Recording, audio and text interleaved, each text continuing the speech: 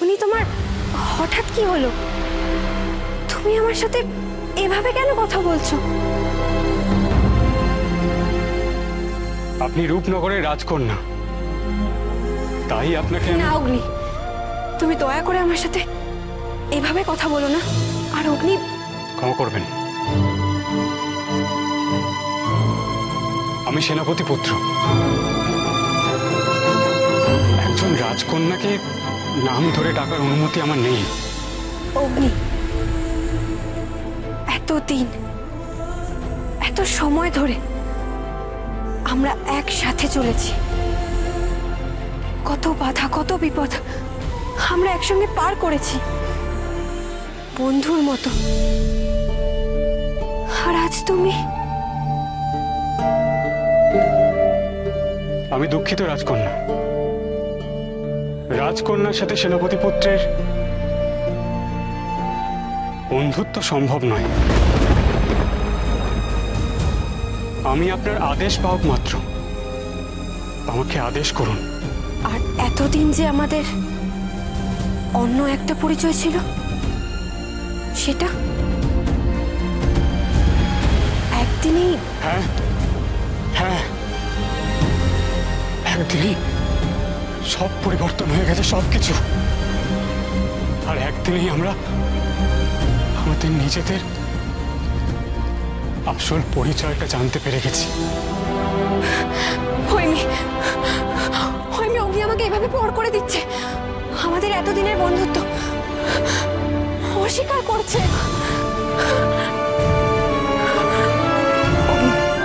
অগ্নি, তুমি কিন্তু ভুল করছো। তুমি ভূমিকে এভাবে বলতে। আর তো কোনো উপায় নেই হয়নি, ওনাকে আজ থেকে এই নামেই সম্বোধন করব আমি। বাবা, আমার একটা কথা মনে হলো। মহারাজ দেবরথ আর সেনাপতি নিশান্তের ভিতরে খুব ভালো বন্ধুত্ব ছিল, অসম্ভব ভালো বন্ধুত্ব ছিল। তাদের মধ্যে একটা নারী টান ছিল। তাই বলছিলাম যে আপনার এবং রাজকন্যা। বুদ্ধিরাম, একটা কথা বলবে? বলুন। সেনাপতি নিশান্ত রাজা দেবরথকে কি বলে সম্বোধন করতেন? মহারাজ বলেই সম্বোধন করতেন। এরপর তো আর কোনো কিন্তু আসতে পারে না বুদ্ধিরাম। আমার অপরাধ দেবেন না রাজকন্যা, আসলে সবকিছুর তো একটা নিয়ম রীতি আছে, তাকে অস্বীকার করা যায় না। আর বন্ধুত্ব, বন্ধুত্বকে অস্বীকার করা যায়? সেনাপতি বড়জোর রাজার প্রিয় পাত্র হতে পারে,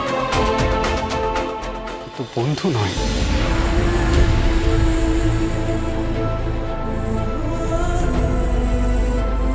না অগ্নি, এটা কিছুতেই হতে পারে না, তুমি ভুল করছো।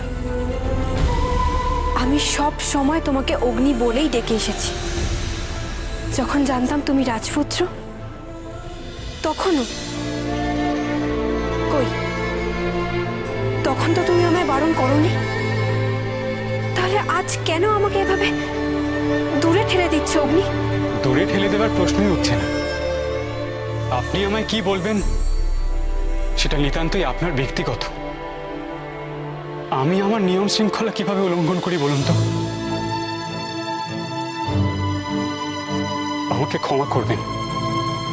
অগ্নি, অগ্নি, আমি তোমাকে আবারও বলছি, তুমি কিন্তু ভুল করছো। তুমি শুধু শুধু ভূমির সাথে এরকম ব্যবহার করে। আমি কিছু করছি না হয়নি।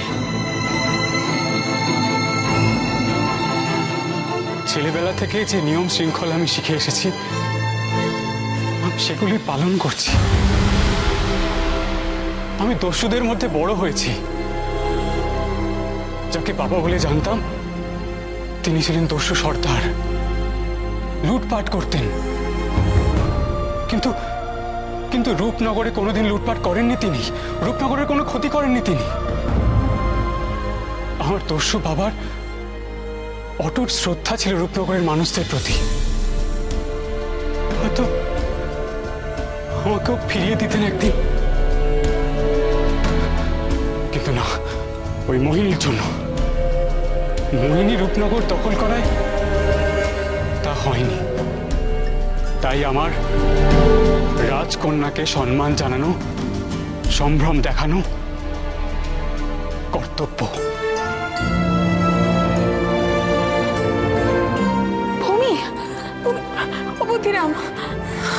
এ কি চোখে জল কেন? কান্নাকাটি করছেন কেন রাজকন্যা? যুবরাজ, যুবরাজ, দেখুন কান্না।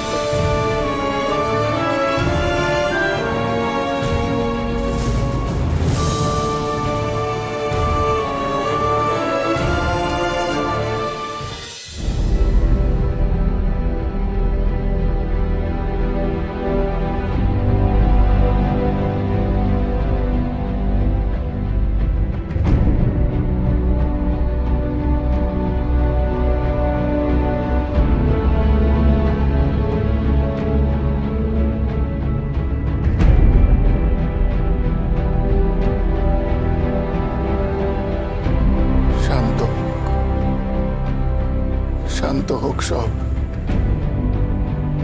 তোমাদের ওপর দিয়ে যা ঝড় গেছে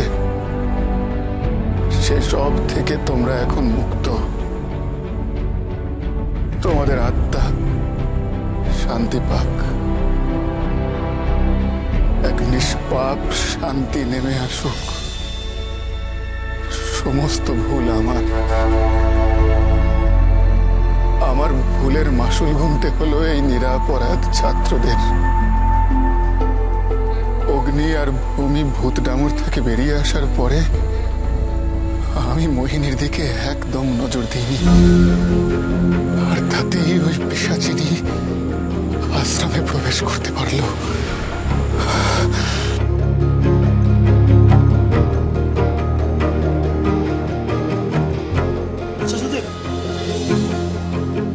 আচার্যদেব, এসব কি হলো? আশ্রমের এ হাল কে করল? দয়া করে বলুন আচার্যদেব।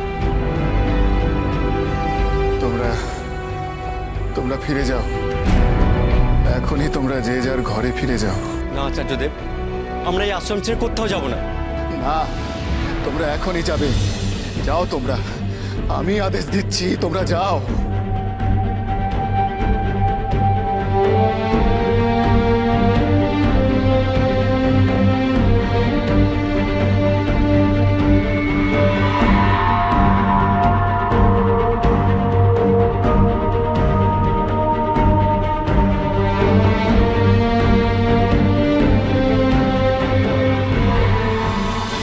দেখলে তো অগ্নি, তুমি কিরকম কষ্ট পাচ্ছে। আমি জানতাম সত্যিটা জানতে পারলে অগ্নি কিছুতেই মেনে নিতে পারবে না। তাই আমি ওকে কিচ্ছু বলতে চাইনি। থাক না মা, রাজকন্যা, এভাবে কান্নাকাটি করবেন না।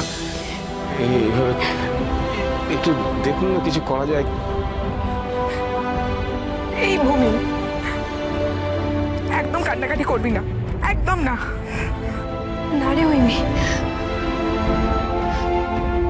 আজ আমি আমার একজন বন্ধুকে হারিয়েছি। সে কথা আমি ভুলে কি করে বলতো? কাঁদছো কেন? কি হয়েছে? এ বাবা, তুমিও তো কাঁদছো। বলো না কি হয়েছে তোমাদের? ওরা কাঁদছে কেন? কাউকে কাঁদতে দেখলে আমার খুব কষ্ট হয়। ওরা একটা ব্যাপারে খুব কষ্ট পেয়েছে, তাই। কিসের কষ্ট? তুমি তো কিছুই জানো না।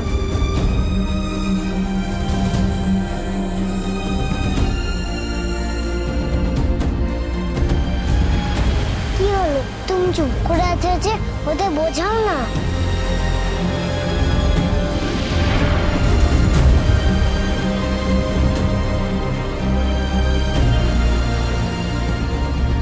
কি তুমি কাঁদছো? বুঝেছি, তোমরা ঝগড়া করলে তো, তাই তোমাদের দুজনের কষ্ট হয়েছে তো। কি তাই তো? আচ্ছা, তোমরা জানো না ঝগড়া করতে নেই? এবার তোমরা ভাগ করে নাও। জানো, ভাগ করে নাও খুব সোজা।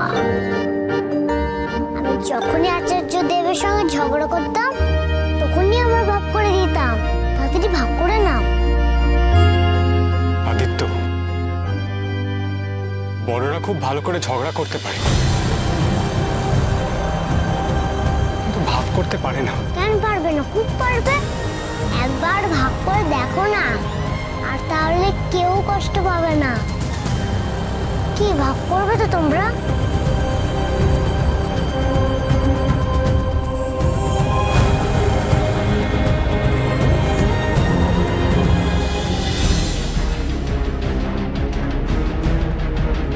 কলকা, কলকা, এই দেখো।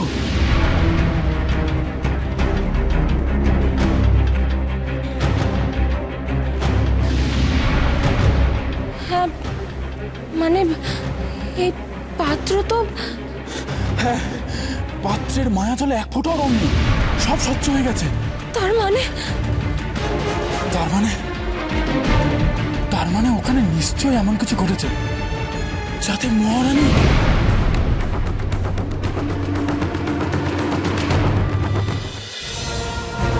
কি হলো? রানীমার কোনো খবর পাওয়া গেল? সে কথা তোদের এখন জানতে হবে না। আগে বল, কোথায় ছিলি এতক্ষণ তোরা? আমরা তো কাছেই ছিলাম। আমরা নজর রাখছিলাম যাতে কেউ এসে আমাদের তাঁবুতে না আক্রমণ করে ফেলে। তোদের লজ্জা করে না? হ্যাঁ, ক্ষমতা কতটুকু তোদের? নিজেদের দিকে ভালো করে চেয়ে দেখেছিস কখনো? থাক, আর কথা শোনাতে হবে না, আমরাও সবটা জানি। হাই না কি রে, কি জানিস শুনি? আমাদের ক্ষমতা, শক্তি হয়তো বিশেষ কিছু নেই ঠিকই, কিন্তু আমরা মনের ভাব বুঝতে পারি। কে বসে কি ভাবছে আমাদের বুঝতে কোনো অসুবিধা হয় না।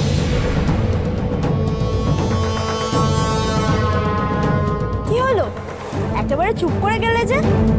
মুখে কথা সরছে না বুঝি? কি করছো কি তোমরা? এখনকার নিজেদের মধ্যে বিবাদ করার সময় এটা? ছি, মহারানী এখন নেই, আর তোমরা আর না, আর একদম নয়।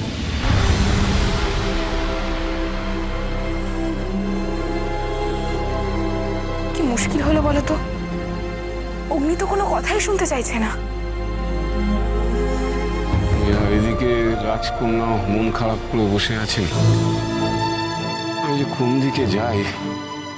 আচার্যদেব কি বলেছিলেন মনে আছে তো বুদ্ধিরাম?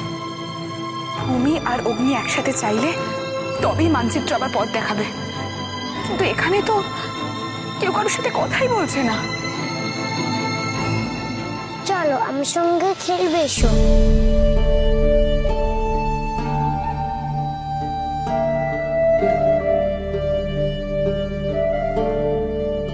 চলো, তুমি আমার সঙ্গে খেলবে, এসো। আমার একটু ভালো লাগছে না। এখন নয় আদিত্য, পরে। দেখো না, আমার সাথে কেউ খেলছে না। আমার একটু ভালো লাগছে না, আমি কিন্তু চলে যাব। আদিত্য, আসলে ওদের মন খারাপ তো, তাই এভাবে বলতে নেই। আমার সাথে কেউ খেলবে না তো, আমি চললাম। আদিত্য,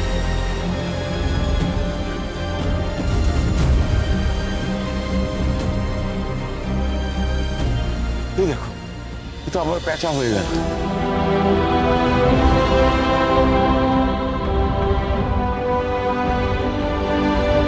এই যে লক্ষ্মী পেঁচা, বাঘের পিঠে চড়বে নাকি? আমার বাঘের পিঠে চড়তে খুব মজা লাগে।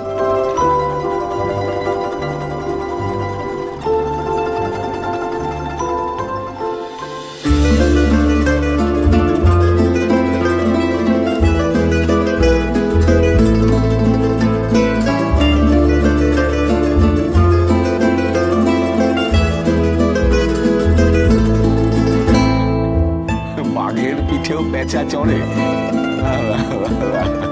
এই মানে আর কত কিছু দেখবো।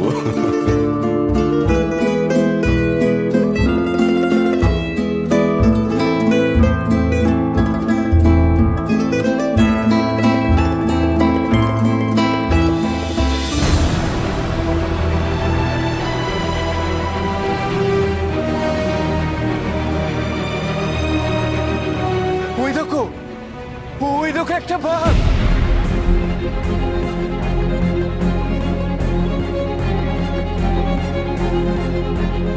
ওরে বাপরে, চলো পালাই। এ কি, করে ভয় দেখাচ্ছ কেন? ও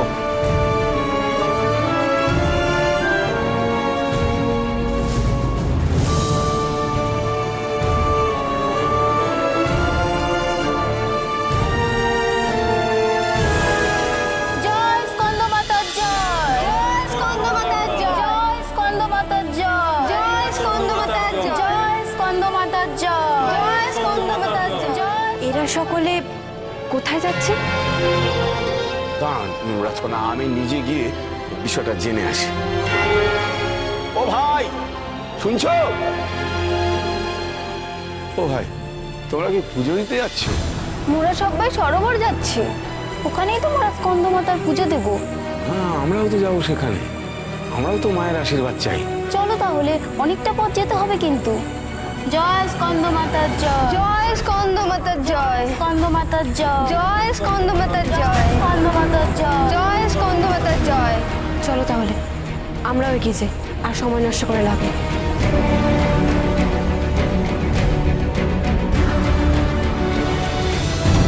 মুক্তি চাই আমার, আমার এই দশা থেকে মুক্তি চাই। যেভাবেই হোক আমায় মুক্ত করো, কেউ মুক্ত করো। চিৎকার করে কোনো লাভ নেই মোহিনী। কাকে বন্দি করেছো তুমি জানো না দিব্যাচার্য? এর মাসুল কিন্তু একদিন তোমায় গুনতে হবে। একবার আমাকে এই বাঁধন থেকে মুক্ত হতে দাও, সবার আগে আমি হত্যা করব তোমায়, আর তারপর শেষ করব ভূমি আর অগ্নিকে। ব্যাস, তারপরেই তো বাকি অর্ধেক মানচিত্র আমার আমার হাতে চলে আসবে। ওই কাজটা করতে যেও না মোহিনী, ভুল করেও এ কাজ করো না, তাহলে কিন্তু তোমারই বিপদ বাড়বে। তাই নাকি? ভুলে যেও না, পিশাচের মুক্তির সময় এই রূপনগরে জন্ম নিয়েছিল অগ্নি আর ভূমি। ওদের জন্মের সময় মহাকাশের 9টা গ্রহ এক হতে হতেও হয়নি। তাই অগ্নি আর ভূমির হাতেই তোমার বিনাশ কিন্তু নিশ্চিত। না, আমি মানি না, আমি এইসব কিচ্ছু মানি না। তুমি না মানলেও সত্যের পরিবর্তন তো হবে না মোহিনী, সত্য অমোঘ। আর তাছাড়া আর কিছুক্ষণের মধ্যেই ভূমি অগ্নি ওরা স্কন্দমাতার আশীর্বাদ পাবে। দেবাশিস প্রাপ্ত হওয়ার পরে ওদের সাথে শত্রুতা করলে তোমারই ক্ষতি হবে মোহিনী। কোনো দেব দেবতায় আমি বিশ্বাস করি না, করি না। আমি নিজে শয়তানকে আপন করেছি, কোনো দেবতাকে আমি ভয় করি না। বেশ, তাহলে নিজের ধ্বংসের জন্য তুমি প্রস্তুত হও। আমার স্বামীকে যেদিন হত্যা করা হয়েছিল সেদিন শত প্রার্থনা সত্ত্বেও কোনো দেবতা সাড়া দেননি, কোনো দেবতা সাড়া দেননি। তাই আমি শয়তানের পথ বেছে নিয়েছি। আমার ক্ষতি করবে এত ক্ষমতা কোনো দেবতার নেই দিব্যাচার্য, নেই। ভবিতব্য, এসবই ছিল ভবিতব্য। কিন্তু তুমি একটা কথা মনে রেখো, শয়তানকে আপন করেছো তুমি, তাই তোমার বিনাশ কেউ খণ্ডাতে পারবে না। এটাই তোমার ভবিতব্য। সেই ভবিষ্যতের পরিবর্তন আমি করব, আমি। শুনে যাও, ভূমি আর অগ্নির বিনাশ আমারই হাতে হবে, কেউ আটকাতে পারবে না, কেউ না। এ হলো রানী মোহিনীর ভবিষ্যৎবাণী, রানী মোহিনী। মনে রেখো দিব্যাচার্য, মনে রেখো, মনে রেখো।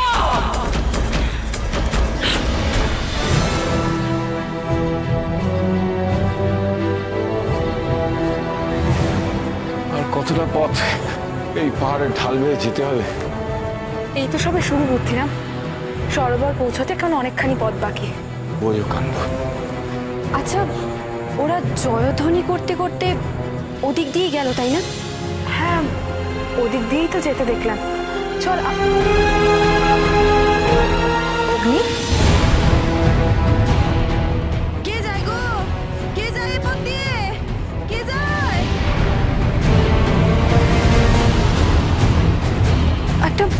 একটা গলার আওয়াজ মনে হলো না? ওগো, কে কোথায় যায় গো? একটু শোনো না তোমরা। ওই তো ওদিক দিয়ে মনে হয় আসছে গলাটা। চলো। দাঁড়ান, আপনি যাবেন না রাজকন্যা, আমাকে দেখতে দিন।